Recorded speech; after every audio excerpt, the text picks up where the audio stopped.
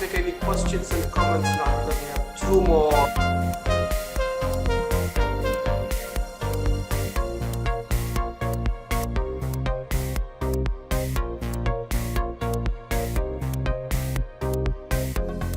There is some minor change, and I would like to accommodate a demand by Dr. Mulat Demeke. Dr. Mulat, he's going to talk about the economic and social benefits of rural electrification in Ethiopia, an economic perspective. Dr. Mulat was a former alumni. He might forget me. I was there for a long time also. But he was also the chair of economics department at Addis Ababa University. He's a fellow with FAO and also a consultant. Dr. Mulat, you have 20 minutes. Thank you. Thank you, Chair. Can I get the permission to share my screen? Yes, permission granted. Please proceed. Thank you. Is that okay? I mean, can you see the screen now? Yes. All right. So as you can see, I have this title. I was given this title, The Economic and Social Benefits of Rural Electrification. And I'm talking from an economic perspective. And in particular, I will be talking more about agricultural economics. And that is my background. And a bit of policy too, because that is what I've been doing in the last 10, 15 years. In terms of the outline, I'll just have a few words on the introduction. I'll spend most of my time on talking about the pathways in which electrification can transform rural livelihood. So that will take me, discussing about the impact in how it improves environmental protection, increasing productivity, unlocking non-farm employment opportunities, and so on. And then finally, I will have a few words on conclusion. By way of introduction, I think we all know that energy is central in terms of how we live, how we eat, or how we move, and how we communicate. It's really very critical in terms of human development as well as poverty alleviation. Now, Ethiopia has been generating, I think, to the tune of something like 500 megawatt. That is before 2000, but that has gone up to 4,000. Dr. Mulat, you want to Yes. do a presentation mode? Okay, maybe Yes. Yeah. this one. Yes. Thank you. So there is an increased capacity in terms of electricity generation. But we still have this energy poverty, and we are hoping that with the GERD project, this is going to change. I think GERD is going to generate, my figure here is 6,450, but I heard from His Excellency, Dr. Seleshi, it is probably 5,100 or something. But anyway, this is going to double the capacity of the country. So there is a real chance to change, the status of our country, very much known as an energy deficit in the Horn of Africa. Maybe the figures can change. 60–70% of the population doesn't have any sufficient access to electricity, and these are usually in rural areas. So for people living, in the darkness, electricity is definitely a new lease on life. It changes completely, the way they live. So my objective today is just to see how electricity can transform rural lives. And obviously this is linked to the SDGs and also very much to the 10-year perspective development plan of the country. Specifically, I think these were also earlier mentioned, as the enabling sector, also very critical in terms of the strategic pillars of the 10-year plan. So I take you, the way, it transforms rural livelihood. I will start, how electricity can reduce environmental degradation. If I start with the problem, we have an issue in terms of deforestation, This is because a large part of the population depends on biomass fuel for cooking, and we also have less than 5% of the Ethiopian population have access to clean cooking fuel. So that is contributing to the deforestation, and we also have desertification. Obviously, the issue of soil degradation, I think earlier mentioned as well, overgrazing and so on. So the way electricity can, influence positively the environment is clearly, first of all, this is about substituting firewood for electricity. This would mean like, I think there is this research we showed we can save something like 8 to 10 kilograms of wood per household per day. That translates into 3 tons of wood per year per household. I think if you make the extrapolation for the country level, that would amount to something like 1.17 million hectares per year in terms of woodland, just by shifting from firewood to electricity. And I think it would also help, in terms of ensuring success of the Green Legacy Initiative, that is about planting billions of trees. So the shift to electricity is very critical, is very important in terms of the successful implementation of Green Legacy. And then, if we use electricity, that would also mean we don't use crop residues or animal dung for fertilizer. I mean, we don't use them for fuel or these other purposes. We use them as organic fertilizer. That again would save us millions of dollars in terms of importing chemical fertilizer.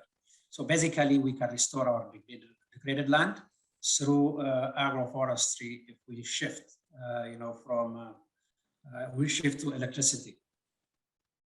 Another area where we can really benefit from electricity is increasing agricultural productivity.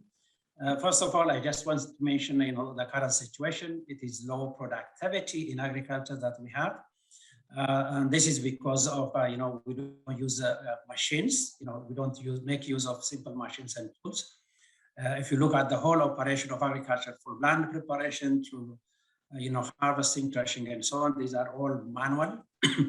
And then we have, the issue of soil degradation. But for me, most important is there is this average farm size, declining. It is less than 1 hectare. And that is because we don't have alternative employment. We all depend on agriculture. And again, the issue of this drought, this is a rain-fed agriculture. And we also have huge problem of pre and post-harvest losses, low cold storage and so on. So the impact of all this low productivity in agriculture is obviously what we all know. In terms of, say, food assistance, some 8 million people require, food aid every year through PSNP, Productive Safety Net Program. And in addition, we have something like 10 million requiring emergency food assistance. I think just to highlight how important it is that we increase our productivity. Just a quick point on nutritional deficiency. We also have, this huge problem. I was fascinated when I came across this data that our average milk consumption is something like 19 kilograms per year, whereas our neighbor Kenya has 120 kilograms of milk per person per year. I mean, we talk of the largest cattle population, and yet our consumption is so poor or so low. So in fact, if you look at what they call multidimensional poverty, this is one of the highest. Ethiopia has something like 84% multidimensionally poor. So this is something that we need to change. And then with access to electrification, agricultural productivity or income, because we will be in a better position in terms of water lifting, pumping for irrigation. If we go further, we can think of also greenhouse technologies, not just for flowers and so on, but I think it can be done for many other, especially vegetables. And then, even in terms of land preparation, I think we can think of electric tractors, two-wheel threshers, shellers, and so on. And also with electricity, we could have a warehouse resist system where you can take drying, cleaning, grading, bagging, and so on, and cold storage for a potato, and all these would contribute to increasing agricultural productivity, crop productivity. With regard to livestock, the same. If you have this access to electricity, we can have a grass baler, silage chopper. This would also contribute to zero grazing, which is actually something we need to move on. And then also, if you think of poultry, I think brooders, incubators depend on electricity. So that is where we can take advantage of access to electricity. With milk cooling and processing, all these are critical for increasing agricultural, especially livestock productivity in this case. It's the same with fisheries. With access to electricity, you can have what they call indoor fishery. It's kind of greenhouse system.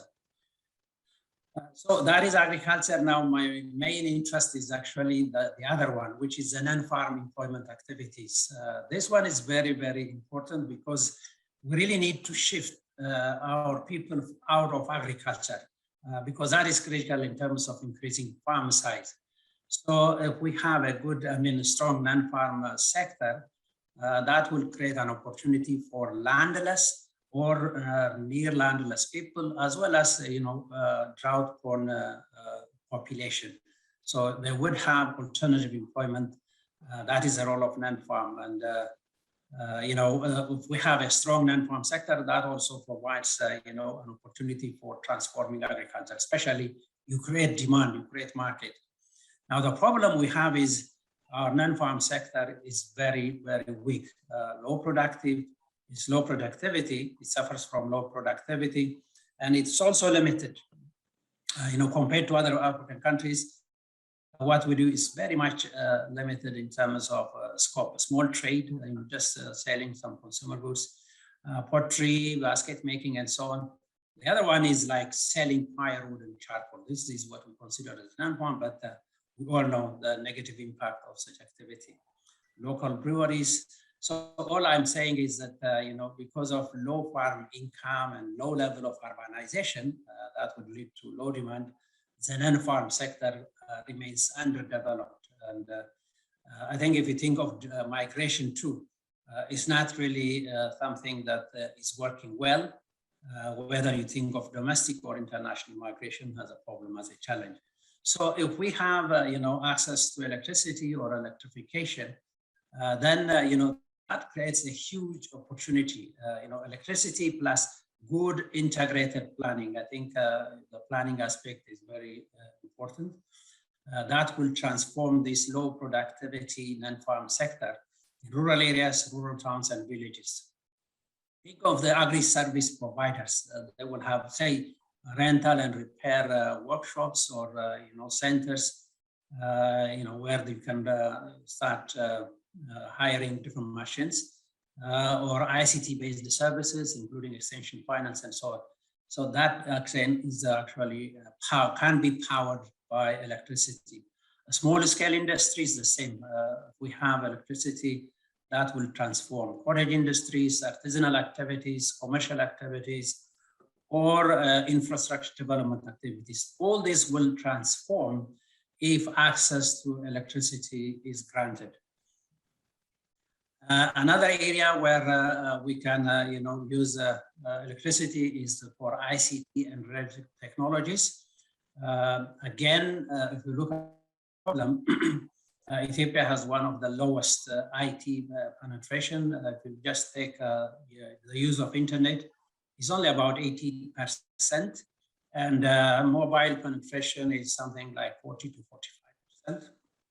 So here, again, the problem is lack of access to reliable and affordable electricity. Ethiopia is lagging behind the rest of Africa in terms of, ICT. Again, just to draw your attention to, our neighbor Kenya, internet penetration is 85%, and you can compare this to 18% of Ethiopia, and the average for Africa is 43%. Again, we are way behind the rest of Africa.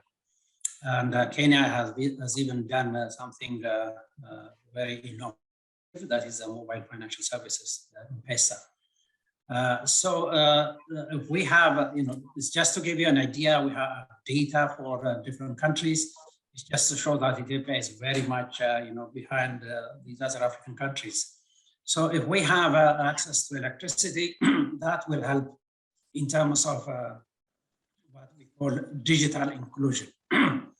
This is, sorry, this is about leapfrogging as well.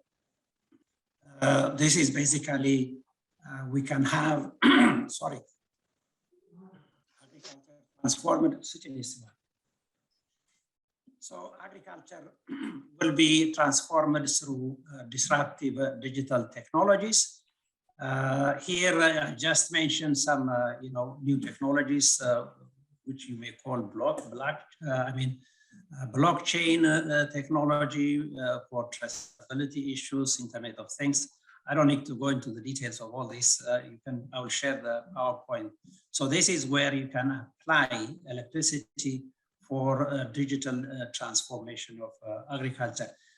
Most critical for me is probably the transformation of public service delivery. Again, I learned from the Kenyan experience. They do have what they call Huduma Center. Here simply is what they call one-stop shop solution. You can get these government services from one center, whether it is about, say, licenses for business or ID cards, driving license, and even some services related to agriculture, including extension, that you can obtain through one-stop shop or centers. This can be established, in the different villages, or in the, at least at rural level. So you can transform public service delivery using electricity. Another area is maybe, think of leisure and family time. This is also very critical, especially if we think of rural women and girls, because they're so busy with domestic chores, and they're working all day long. So if we have the same with men as well, because they don't use any machine or modern tools. So the drudgery of work in agriculture is cumbersome.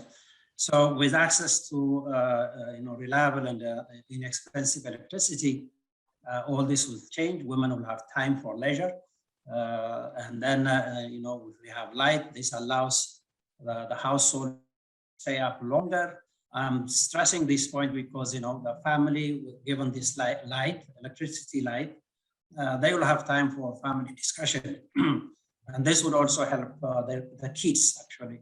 And they will be performing better, and that helps in terms of self-confidence and so on. They can also look at some materials. Have been working during the day. Family can now start reading whether that is extension leaflet or any manual. So with television you can have more information. Now the other one is definitely we transform education with electricity. The problem that what we have now, I'll just give you one or two data here. We have high levels of dropouts. This is among the highest in the world. Slightly more than 50% of enrolled children complete elementary education, and definitely the rate is much higher the ones completing is lower in rural areas. And then there is another problem, is the disparity in terms of education, especially this is worsening, especially the difference between the disparity between rural and urban areas, and the disparity between low income and more affluent groups, and also between boys and girls. So we really need to pay attention to these critical problems. And then also rural students have this challenge. They can't really study at night. And also if you look at the schools without electricity, The teachers don't have access to, some supplementary educational programs coming through television networks. I think the data I have is that only 24% of primary schools have access to electricity. So that again requires a lot of work. And one more important point for me is that, if you look at the data for adult literacy rate, is only about 52%. It's really one of the lowest in the world, and also far below sub-Saharan African average of 65 years. Africa is 65. Again, for comparison, look at Kenya. The adult literacy rate is 82%, Uganda 77, Rwanda 73. So we have a lot of work to do in terms of catch-upping for adult literacy. So if we have electricity, again, this will have impact, through various channels. It's more time for the students to do, their work, their homeworks, and that will also reduce or contribute to reducing dropouts. It will in particular benefit rural girls. They will have less domestic chores and more time to study. The same with the teachers. They can use now new technology, laptops, and so on. And then if we are fortunate enough to have a community or a street lighting, this is more security especially for girls. I think I just want to highlight that also, if we have electricity, we can also think of night classes for adults, where they can do, some training and also literacy programs. In terms of health, I think this has already been mentioned a lot. The use of solid fuels has really, created a huge problem in terms of health. This is indoor air pollution, especially, damaging for women and girls. It has, all kinds of, infection, low birth weight, whatever. These are the diseases associated with indoor air pollution due to, biomass or solid fuel. Again, because they are using, not safe, access to safe water is a problem. We have 60 to 80% of communicable diseases simply because of, lack of clean water. And then I think one important, I think it was mentioned earlier also in terms of sanitation, use of latrines. The data is that only 6% have access to improve the sanitation. Similar to the schools, I think the data is that 30% of health clinics have electricity, and the number is much lower, especially in rural areas. That is about health. So if we have, access to electricity, this has huge, impact in terms of improving the health status of the population. Even fertility rates can come down because of the increased, information coming through, ICT technologies, including TV and so on. Then we have, it helps also in detecting infectious diseases, whatever. I think this has to do with the way clinics operate. If they have access to electricity, they can do all kinds of monitoring. I think another point here is, if health workers don't have electricity, that is also a problem. So, we need electricity so that health workers can work, in remote areas as well. The last one is accelerating urbanization and industrialization. I think most important for me is with access to electricity, we can have more urbanization and industrialization. The reason is, or the problem we have is that we are least urbanized in the region, among our neighboring countries or at the Africa level. It's only about 20% urbanization that we have. For sub-Saharan Africa, it is 39%. East Africa is 27%. Really, we don't have urbanization. And what we see is that Addis Ababa is the largest city. And now I think it's the only city with more than 1 million people. They call this one monocentric urban system. Now, we really need, to have decentralized urbanizations urban systems.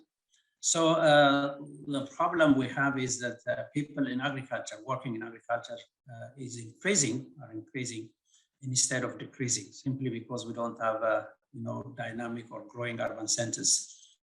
And this clearly has implication for the high level of poverty that we see in this country. And now, if you look again at this statistics, this is a multidimensional poverty. The data is that it is 92% for rural areas as compared to 16% for urban areas. Now, the reason is, the way this multidimensional poverty is measured.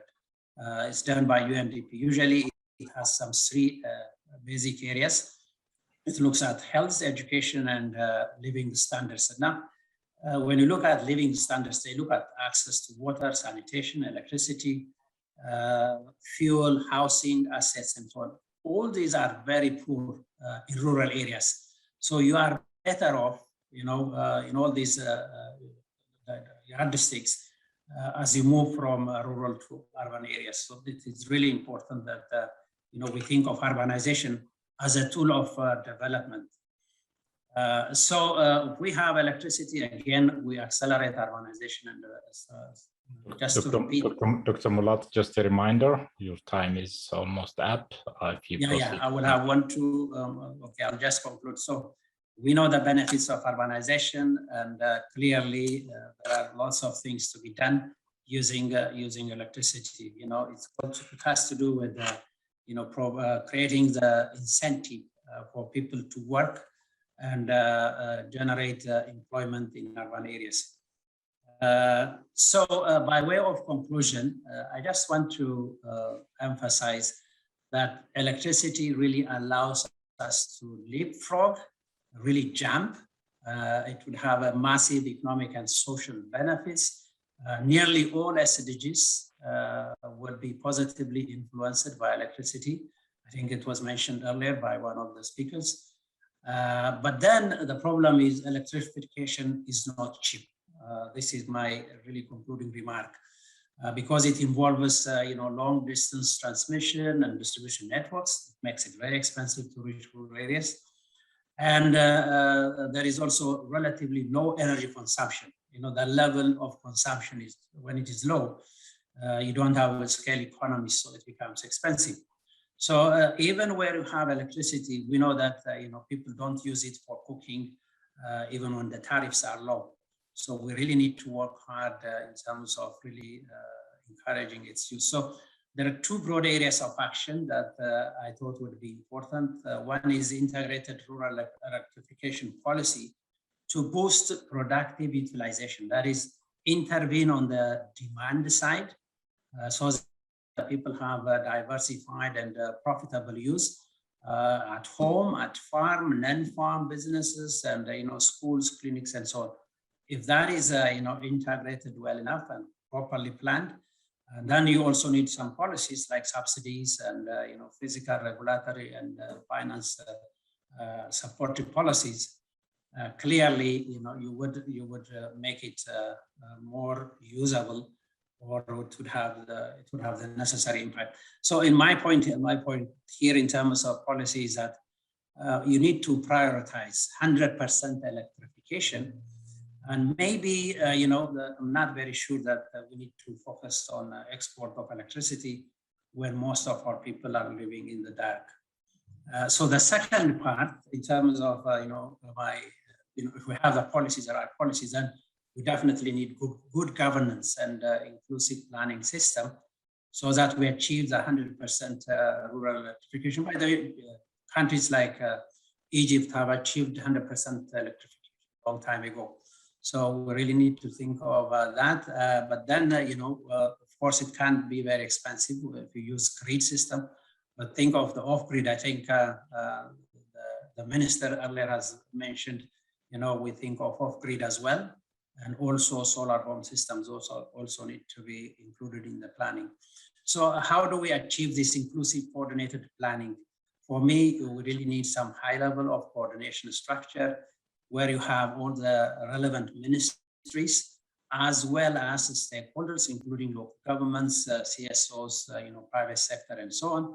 And also in this high-level committee, maybe you need to involve universities and research centers. But then, this is at national level. For me, most important is, coordination at local level. In this case, Woreda. At Woreda level, we need to have that decentralized implementation program where you have a Woreda level coordination committee in which you involve all government offices as well as stakeholders. So that, when we do the work at Woreda level, I think we can achieve decentralized urbanization and industrialization plus commercial agriculture. I think I'm done with my presentation. Sorry for taking more time. Thank you. Thank you. Thank you, Dr. Mulat. We are a few minutes behind, but to say a few points, what you have summarized, you talked about electrification pathways, whether it's agricultural sector or non-farm employment, it has a lot of contributions in terms of reducing land degradation through forest cover. You talked about increasing soil fertility.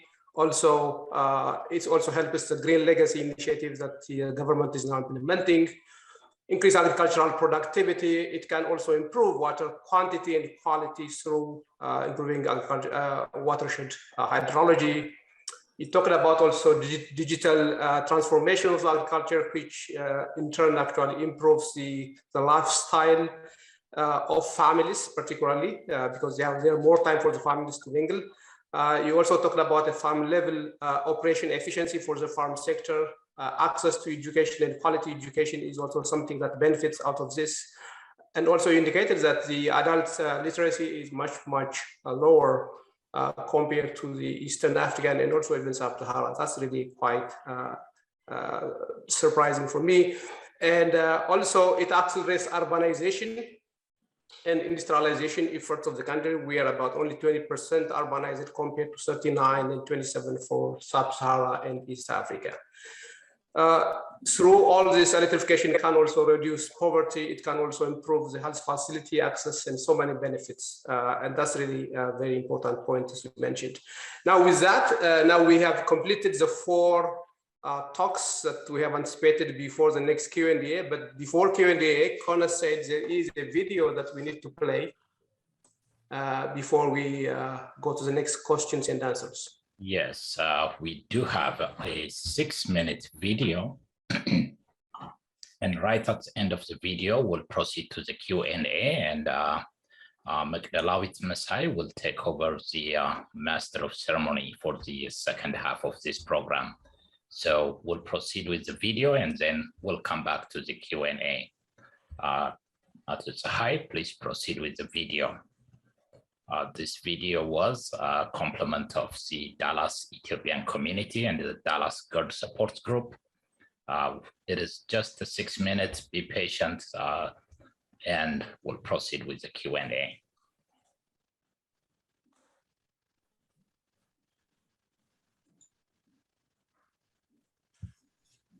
Off pretty early. Wake up to the sound of roosters crowing in the early morning. It was time to get up. I quickly began to make the long walk to gather some wood for the day. Sometimes my younger sister would even come with me, but oftentimes it was just me. I would carry bundles of branches, leaves, and twigs weighing so heavy, my knees would begin to shake. I tried to ignore the pain, but my mind begins to wander. Sometimes I daydream about other children in other countries far away from here. I wonder if their walk is the same as mine. I walk 4 days a week and only attend school part-time. I can't even remember what I learned in school. I worry too much. I worry if I'm going to be able to find wood today. I think about my family who depend on me to see, to eat, and to stay warm at night. I worry about my father who prays for my safety every time I leave. I think about my mother whose health is beginning to be affected by the smoke. I worry about the future of my country. Sadly, for many people, Tariq's story is far too common. In a world that's constantly evolving, Ethiopia still remains one of the poorest countries in the world. Despite its energy potential, over 99 million Ethiopians use charcoal or firewood for cooking, and nearly 60% of its population lives in darkness without access to electricity. Close to 98% of neighboring countries receive clean drinking water, while only 42% of the population has access to clean water supply in Ethiopia. It's time for the next generation to step up and change this. It's time for the young professionals in the DFW area to come together and help build the Grand Ethiopian Renaissance Dam, a game changer for the Horn of Africa. According to a recent report, this self-financed mega project has the potential to transform Ethiopia with hydropower production. All the energy generated by GERD will be going into the national grid of Ethiopia to fully support the development of the whole country, both in rural and in urban areas. Ethiopia has the potential to create a self-reliant, long-term economic strength on something that God and nature meant for it. To help fight for the cause, donate online by visiting mygerd.com/campaign/80. 100% of your donation goes to build the Grand Ethiopian Renaissance Dam. If you've already donated, be an ambassador and help share the story by sending the link to 10 of your closest friends and family. Together, we can help bring 70 million Ethiopians out of darkness. Electricity for Ethiopians means better education, clean water, and economic power.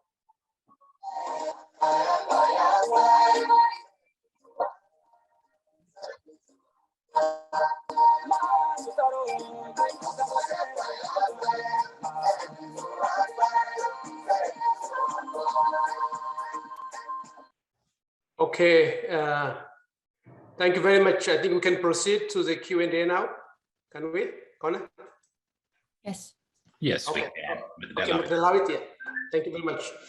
So we have now 4 presentations made by Professor Jacob, Dr. Belletta, Dr. Abdullah, and Dr. Mulat. So we have the 4 presentations. So now I will open the floor for questions and comments. We have a few questions that was sent to us through chat, which I will start asking unless there is a hand already raised. Dr. Kafialo is raised. Okay, do you want to go ahead, Dr. Kafialo? Please, a brief question. Yep, thank you, Kafialo from Australia. My question is for Dr. Mulatu. What is the likelihood and impact of potential underutilization of GERD outputs, especially during the first few years of its electricity generations? Any impact on its financial viability on GERD? And also, second question is, any information on forecasts to complete cost of the project? This is if the information is available for public and not classified. If there is significant risk of overbudget, what are the risk response plans in place?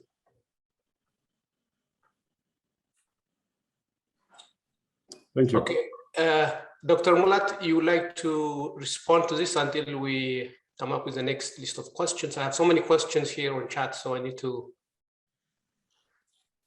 I think, yeah, the point about financial viability is of concern, definitely,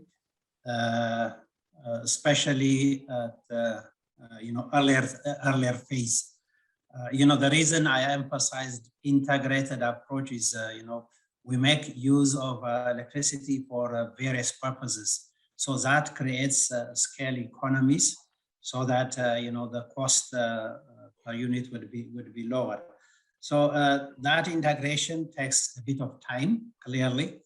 And it's also about awareness, and people may not adopt, the electricity for production or for household purposes. So that really needs to be considered, and that is why I also mentioned subsidy.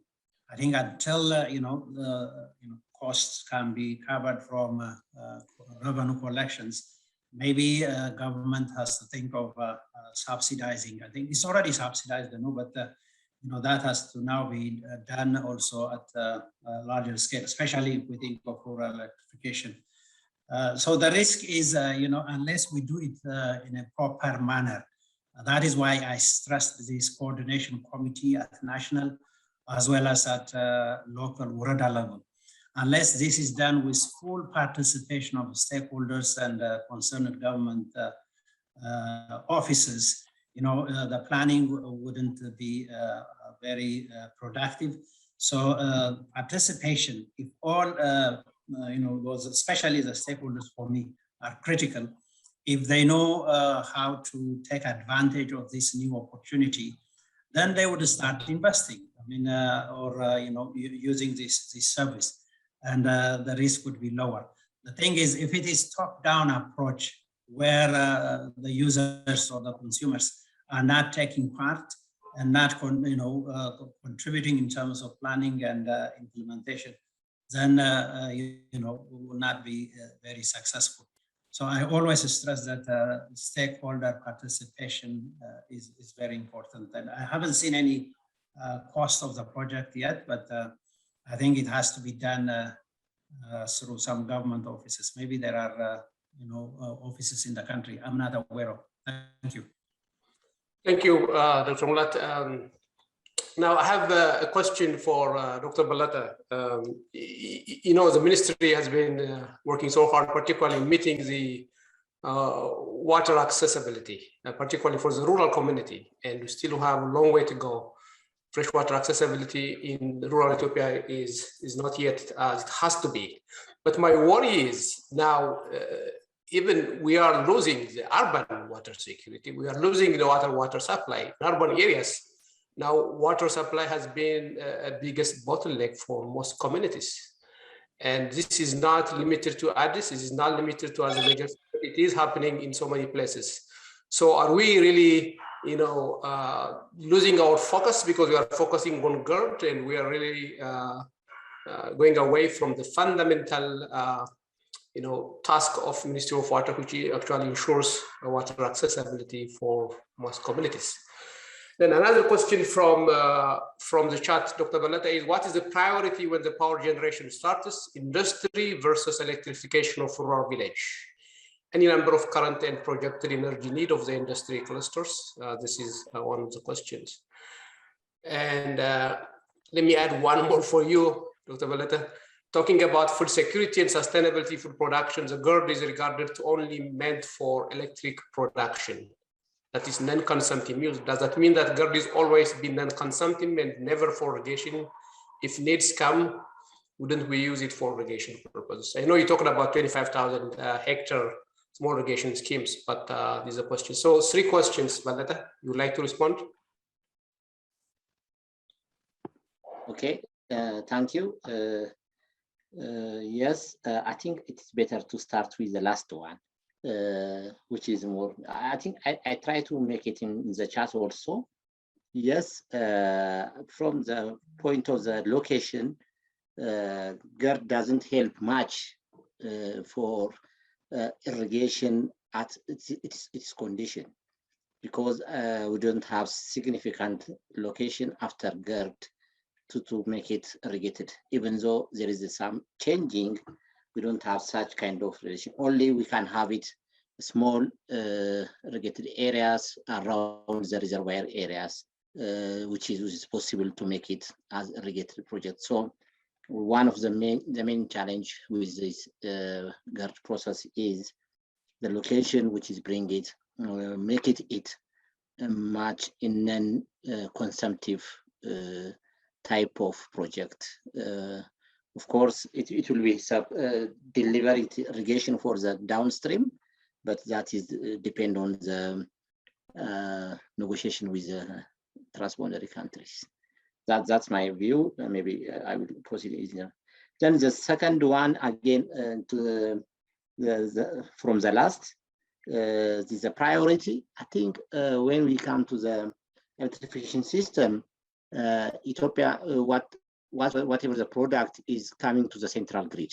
So the distribution also depend whatever available network for whatever it is industry as well as rural village, whatever the line is available, it is served for all.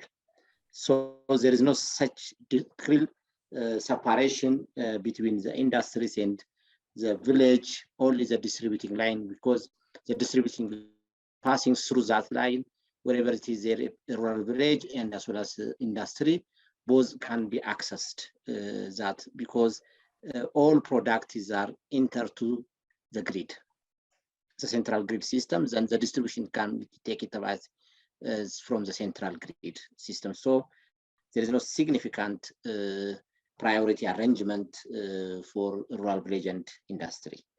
Then when we come to the first question, which is Professor Azafar mentioned, with this rural water access, yes, there are a lot of efforts done in the past also, as well as in the current conditions, yet we didn't satisfy our rural and urban water supply systems. It needs a lot of things. One of the major limitations, mostly we are interrelating and possibly solved with electrification, as Dr. Mulat mentioned earlier. Once we have electrifications, most of the water supply systems will also serve safely, because one of the big reasons which is mentioned in most of the water supply system is distractions of and also losing of power for sometimes to pumping to the sources and the distribution system. So we hope with water electrifications, we will get better water supply systems.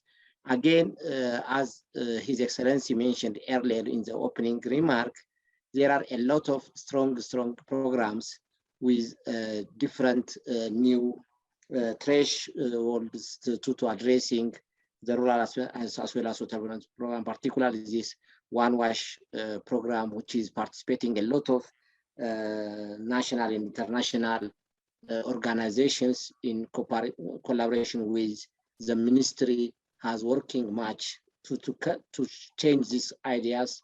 And this plan also that this in 2025, we will try to cover all 100% coverage with the water supply. That is a process which is proceeding. Hopefully we can do that with more better way. That's what I can say. Thank you. Any specific response for the urban water supply issue? I mean, this has been very worse the last 5-6 years as I have seen it. Yes, it is dependent into the urban area and the source characteristics. For instance, if you come to Addis, one of the main challenge for Addis is the available sources are not comparable with the existing population. Again, I want to refer to Dr. Mulat again. Now also, we have a mono urban characteristics. Because of that, a number of people are migrating to Addis. Even some counties are not well counted population side in Addis. So all the privilege and all the supply systems, including the water supply systems, not well address the society. Because of that, a lot of shifting ration systems are happen. Similarly, it's happening in other new cities also.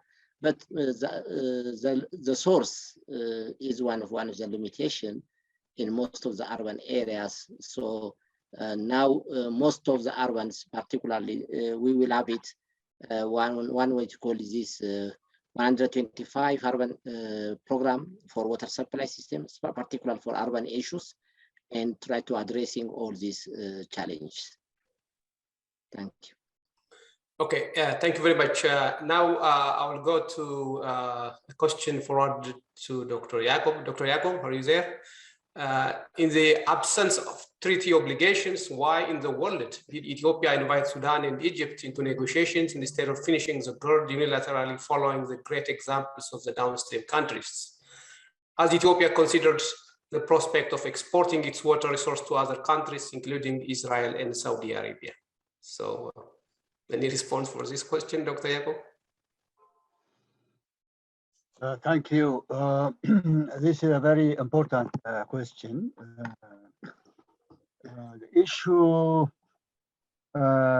is to be taken into context, the geopolitics of the region. So Ethiopia have never accepted downstream demand not to construct dams or develop water resources. So this is bottom line for Ethiopia, and it has been underlined over the years since 1902.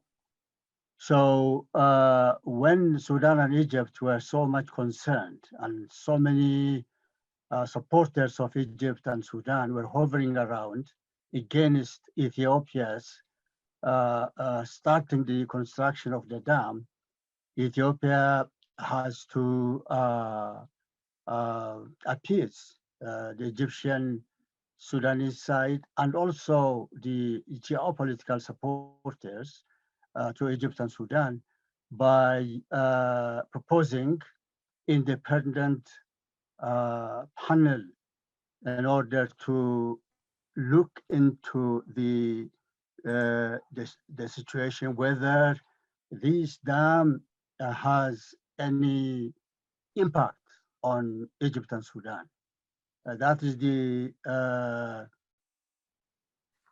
actually that is a diplomatic scale, and also that does not mean that Ethiopia was accepting Egypt's and Sudanese views that Ethiopia cannot build a dam without the consent from Egypt and Sudan. That is not at all the spirit, and that is not at all that Ethiopia was giving in to Sudan's and Egypt's requests or consents or alarms they were really running around with against Ethiopia's construction of the dam.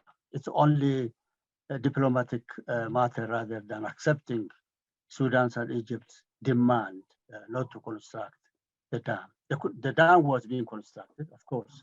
It was under construction all throughout the negotiation processes. So I think that is the way we have to look into the question and the issues around it. Thank you. Okay, thank you very much. Now I would like to refer to the questions I raised a little bit earlier to Dr. Abdullah regarding a couple of questions. One is, among the challenges of water source development, I didn't see explicitly put the issues of policies, regulations, and feasible water source development plans as a bottleneck or as a challenge. Can you a little bit expand on this? And the second question I would like to have to you is,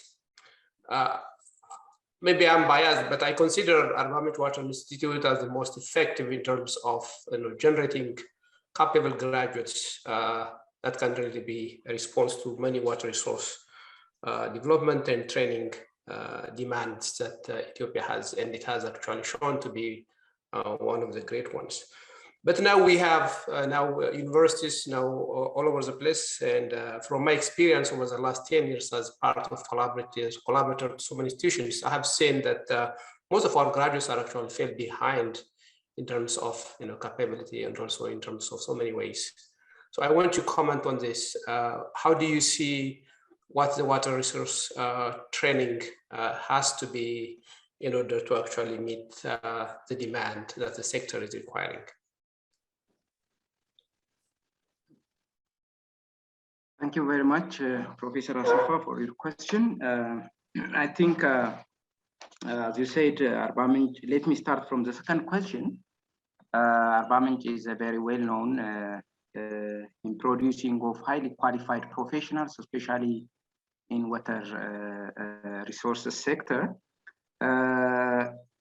Yeah, as you said in the previous time, of course, the university or the institute graduated very highly caliber professionals related to water engineering.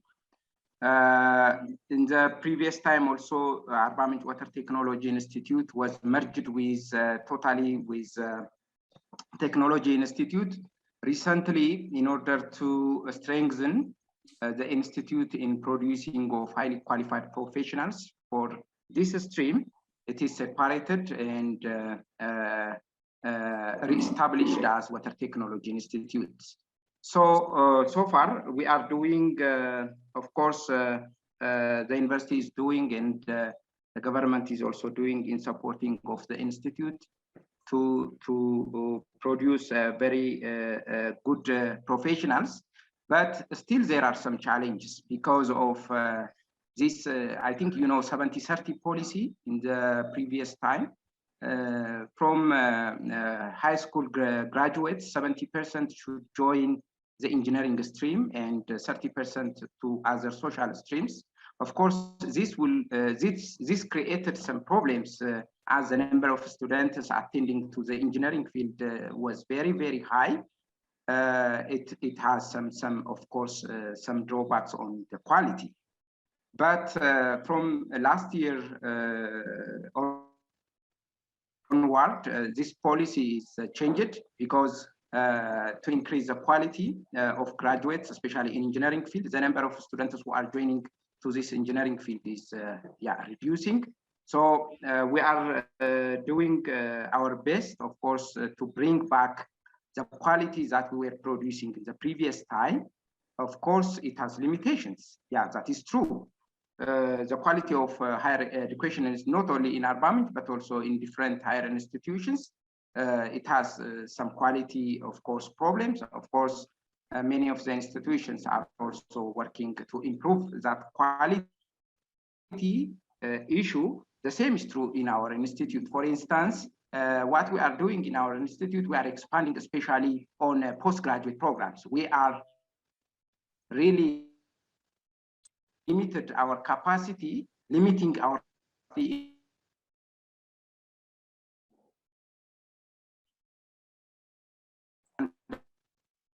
are also increasing the capacity of our staff members and also amending the laboratories that we have to be focused only on research part of the profession. So that is my comment. I think in the near future, the quality will be maintained. That is if we move in this space, the quality might be maintained in the near future. So, Professor Asafa, would you repeat the first question, please? The first question is regarding, I didn't see explicitly among the challenge of water resource development, the issue of policies and feasible, development plans that has been there for some time. I know we see a lot of water policies, different types of projects, but I didn't see that explicitly as a shortcoming. Do you agree that's a challenge, or? Yeah, why I mentioned this one, because many of water resource development issues in our country, for example, constructing of different huge structures, for example, for development of irrigation or for development of power production, they are taking more than the expected time to complete on time. That is, I'm considering in this way. That is one challenge. And the other one, regarding to this, of course, I didn't explicitly mention the policy. Of course, I think these issues are working in Ministry of Water, Education and Electricity. So I mean energy. So I didn't mention this one in detail, of course, that is true. But I want to mention that regarding to the this issue, I mentioned it on the delayance of many projects that we are constructing in our country. That makes us, a lot of costs to finalize those projects. And that way I tried to mention it. Okay, thank you very much. Dr. Samo, you have a question? I'm sorry, I'm tired with administrative things. Okay, give me 1 minute. Okay, then let's proceed to another question that's actually posted over here.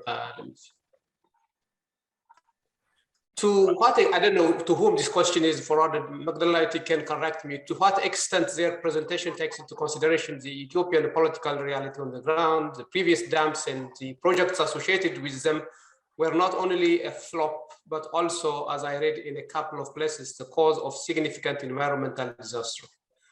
Massive emotional and national capital has been invested in GERD. What is the guarantee that it doesn't become another flop? So here, the question is, there are structures, dams that has failed before. How good is this dam? Can I continue now? Yeah, anybody wants, okay, maybe they can combine your questions and these questions who wants to respond later. Okay, you can continue and then we can combine the response here. Yeah, thank you very much, Chair. My question is for Dr. Velleta. Ethiopia is known, it is a highly rugged country. Almost 60% of ruggedness of Africa is located in Ethiopia, as many suggest. So unless we have a master plan of energy expansion that shows some of the energy productions from off-grid, some from grid, and different diverse sources, including that, do we have a master plan that shows this kind of development trajectory for Ethiopia? It's difficult to really think even that GERD will reach to every village and towns that are located 4,000 or 3,000 above sea level. Thank you very much. Okay, so there are a couple of questions, but you can respond to some questions, but to the previous questions that I read from the chat, any one of you can respond to that. Thank you, Prof. I will try to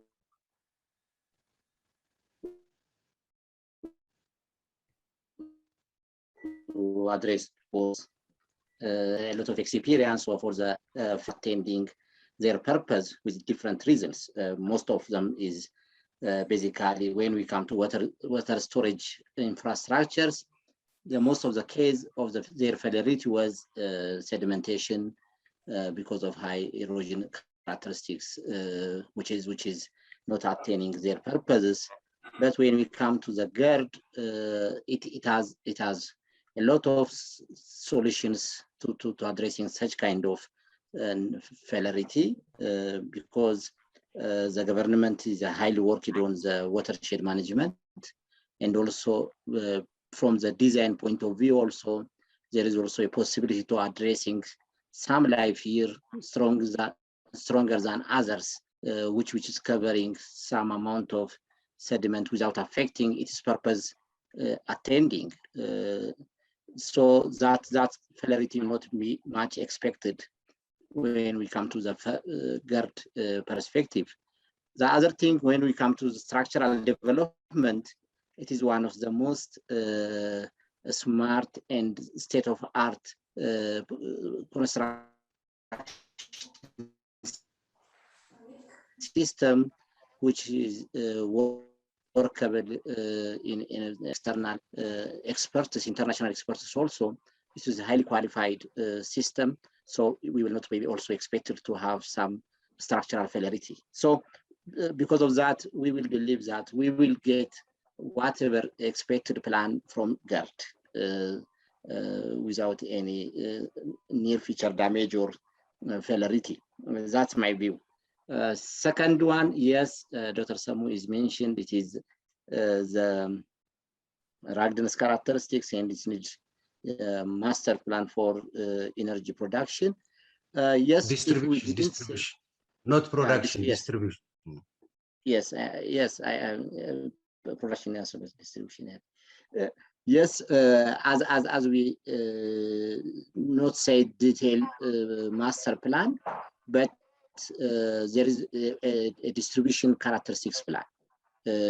One of the system which is done is now IPCO is doing not only production, it's also doing for distribution lines, which has a capability to have high KV characteristics to distributing from the system. Then again, there is also an option is already developed. Any off-grid systems are interconnected to the grid system with small producing system. The PPP arrangement already planned.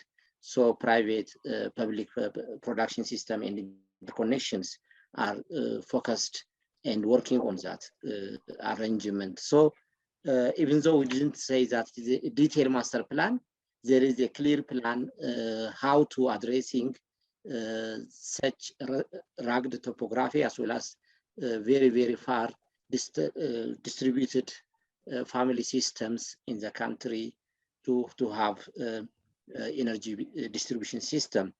So for those, for more pocket areas and conditions, still the plan is focused on the off-grid system using different technologies like solar system as well as wind system, small capacity with small pocket area also possibly distributed and try to address it.